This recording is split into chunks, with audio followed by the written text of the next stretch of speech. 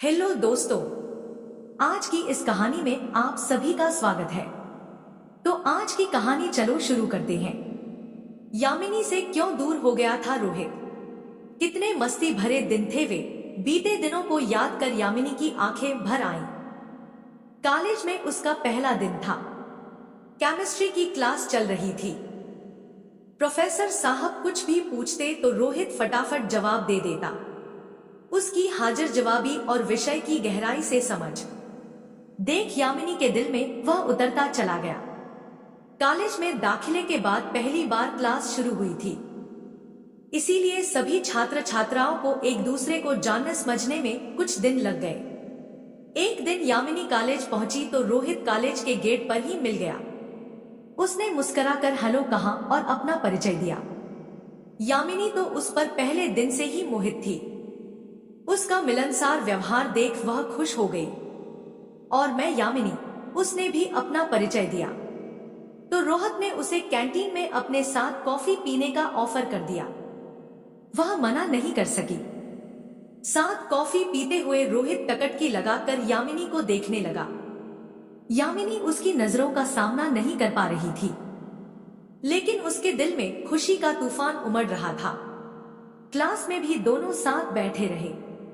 शाम को घर लौटते समय रोहित ने यामिनी से अचानक प्यार का इजहार कर दिया। वह भौचक्की रह गई, लेकिन अगले ही पल शर्म से लाल हो गई और भागकर रिक्शे पर बैठ गई। थोड़ी देर बाद यामिनी ने पीछे मुड़कर देखा। रोहित अब तक अपनी जगह पर खड़ा उसे ही देख रहा था। यामिनी के दिल की धड़कनें तेज हो गई थी। खुशी से उसके होंठ लरज रहे थे। उसकी आंखों में सिर्फ रोहित का मासूम चेहरा दिख रहा था। न जाने क्यों वह हर पल उसे करीब महसूस करने लगी। अगले दिन सुबह यामिनी की नींद खुली तो आतंक उसने अपना मोबाइल चेक किया। रोहित ने मैसेज भेजा था, सुप्रभात, आपका दिन मंगलमय हो। यामिनी देर तक उस मैसेज को देखती रही और रोमांचित होती रही। वह भी उसे एक खूबसूरत सा जवाब देना चाहती थी, लेकिन क्या जवाब दे, सोचने लगी। मैसेज टाइप करने के लिए अनजाने में उसकी उंगलियां आगे बढ़ी, लेकिन वे कांपने लगी। यामिनी फिर रोहित के मैसेज को प्यार से देखने लगी और जवाब के लिए कोई अच्छा सा मैसेज सोचने लगी, लेकिन दिमाग जैसे जाम सा हो गया। अच्छा मैसेज सूझ ही नहीं रहा था। आखिरकार उसने आपको भी सुप्रभात टाइप कर मैसेज भेज दिया। यामिनी की जिंदगी की एक नई शुरुआत हो चुकी थी। रोहित से मिलना, उसे देखना और प्यार भरी बातें करना यामिनी को अच्छा लगने लगा। एक दूसरे से मिले बिना उन्हें चैन नहीं आता। जिस दिन किसी प्रोफेसर के छुट्टी पर रहने के कारण क्लास नहीं रहती, उस दिन दोनों आसपास के किसी पार्क में चले जाते या बाजार घूमते। मस्तियों में उनके दिन गुजर रहे थे। हालांकि कॉलेज में दोनों को लेकर तरह तरह की बातें होने लगी थी, लेकिन उन दोनों को कोई परवाह नहीं थी। बातों ही बातों में यामिनी को मालूम हुआ कि रोहित के माता पिता इस दुनिया में नहीं हैं। एक एक्सीडेंट में उनकी मौत हो गई थी। रोहित के चाचा चाची ही उसकी देखभाल कर रहे थे। रोहित का घर शहर से दूर एक गांव में था। वह यहाँ किराए का कमरा लेकर कॉलेज की पढ़ाई कर रहा था।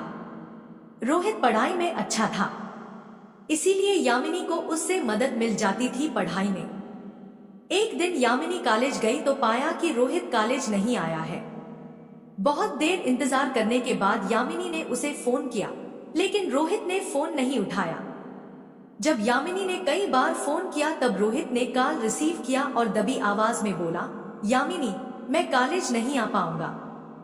बुखार है मुझे, तुम परेशान नहीं होना, मैं ठीक होते ही आऊंगा। दूसरे दिन भी रोहित कॉलेज नहीं आया, इसीलिए कॉलेज में यामिनी का मन नहीं लग रहा था। उसे रह रह कर रोहित का ख्याल आता। उसने सोचा, कहीं रोहित की बीमारी बढ़ न जाए, उससे मिलने जाना चाहिए। पता नहीं अकेले किस हाल में है, दवा ले रहा है या नहीं, खाना कैसे खा रहा है। बहुत मुश्किल से ढूंढते ढूंढते यामिनी रोहित के कमरे पर पहुंची। देर तक दस्तक देने के बाद रोहित ने दरवाजा खोला। उसका बदन तप रहा था। उसकी हालत देखकर दया से ज्यादा गुस्सा आ गया। यामिनी कोड़ोट बोली, इतनी तेज बुखार है और तुमने बताया भी नहीं। दवा ली क्या? घर पर किसी को बताया? रोहित अधखुली पलकों से यामिनी को देखते हुए शिथिल आवाज में बोला, नहीं। चाचा चाची को कष्ट नहीं देना चाहता और डॉक्टर के पास जाने की मेरी हिम्मत नहीं हुई। 2 दिनों में ही बहुत कमजोर पड़ गया था रोहित। आंखों के नीचे कालापन दिखने लगा था। यामिनी का मन रो पड़ा। रोहित ने शायद कुछ खाया भी नहीं था, क्योंकि खाना वह खुद बनाता था। होटल से लाया हुआ खाना एक स्टूल पर पड़ा था और सूख चुका था। एक शीशे के गिलास में थोड़ा सा पानी था। एक बिस्कुट का अधखुला पैकेट बगल में पड़ा था। कमरा भी अस्त व्यस्त था। यह सब देख यामिनी से रहा नहीं गया। वह कमरा साफ करने लगी। रोहित हाथ के इशारे से मना करता रहा, पर यामिनी उसे आराम करने को कहकर सफाई में लगी रही। कमरे की सफाई करने के बाद वह पास की दुकान से ब्रेड और दूध ले आई और रोहित को खाने को दिया। रोहित एक ही ब्रेड खा पाया। रोहित की हालत ठीक नहीं थी। वह अकेला था। यामिनी पास के एक डॉक्टर से संपर्क कर दवा ले आई और रोहित को खिलाई। वह शाम तक उसी के पास बैठी रही। रोहित आंखों में आंसू लिए यामिनी को देखता रहा। यामिनी उसे बार बार समझाती, मुझसे जितना होगा करूंगी। रोते क्यों हो? तुम कितनी अच्छी हो यामिनी। बचपन से मैं प्यार को तरसा हूं। मम्मी पापा मुझे छोड़कर चले गए, साथ में मेरी सारी खुशियां भी ले गए। चाचा चाची ने मुझे आश्रय जरूर दिया, लेकिन एक बोझ समझकर। उनसे प्यार कभी नहीं मिला। जब तुम मेरी जिंदगी में आई तो मैंने जाना कि प्यार क्या होता है। तुम्हारा प्यार, तुम्हारा सेवा भाव देखकर मुझे अपने मम्मी पापा की याद आ गई। इसीलिए मेरी आंखों में आंसू आ गए।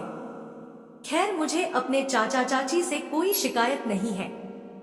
मैं उनकी अपनी औलाद तो नहीं हूं, लेकिन बचपन से मुझे किसी का साया तो नसीब हुआ। रोहित की आंखों से आंसू की धारा बह रही थी। बस करो रोहित, अभी यह सब सोचने का वक्त नहीं। स्वास्थ्य पर ध्यान दो, खुद को अकेला नहीं समझो। मैं साथ देने से कभी पीछे नहीं हटूंगी।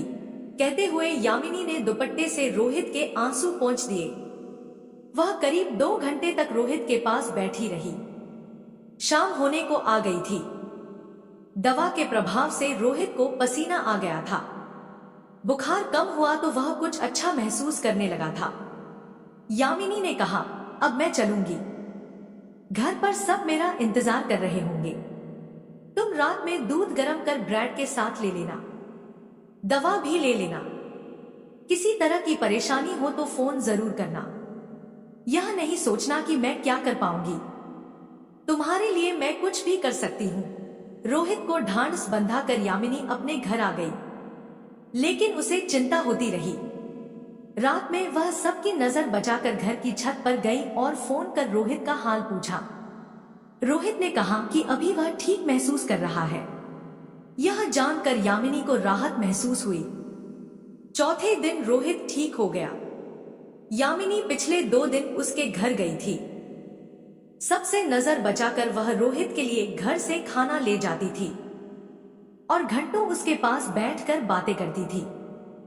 5वें दिन रोहित कॉलेज आया तो यामिनी बहुत खुश हुई। उसके ठीक होने की खुशी में वह उसके गले से लिपट गई। यामिनी अब रोहित के बहुत करीब आ चुकी थी।